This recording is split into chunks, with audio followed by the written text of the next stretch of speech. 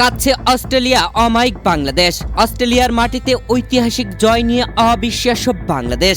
এ কেমন পাগলাটে উদযাপন। প্রিয় দর্শক, অস্ট্রেলিয়ার ঘরের মাঠে খেলতে গিয়ে বাংলাদেশ দাপুটে জয় তুলে নিল প্রথম টেস্টেই, যেখানে ডারউইনের টেস্টে মাঠে নেমে টসে জিতে অস্ট্রেলিয়া আগে ব্যাটিং এর সিদ্ধান্ত নিয়ে ব্যাট করতে নেমে প্রথম ইনিংসে 198 রান করতেই বাংলাদেশ দুর্দান্ত বোলিং অল আউট করে দিয়েছিল।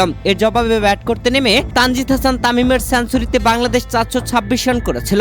228 রানের লিড নিয়ে অস্ট্রেলিয়া দ্বিতীয় ইনিংসে ব্যাটিং এ নেমে 284 রান করে আজ চতুর্থ দিনের দ্বিতীয় সেশনে এসে অল আউট হয়ে যায়। দুর্দান্ত বোলিং মেহেদী হাসান মিরাজ ও হাসান মাহমুদের। মিরাজ তুলে নিয়েছেন ফাইফার।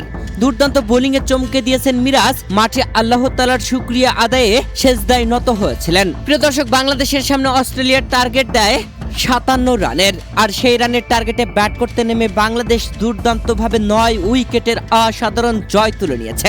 বিশ্ব ক্রিকেটকেই চমকে দিল বাংলাদেশ।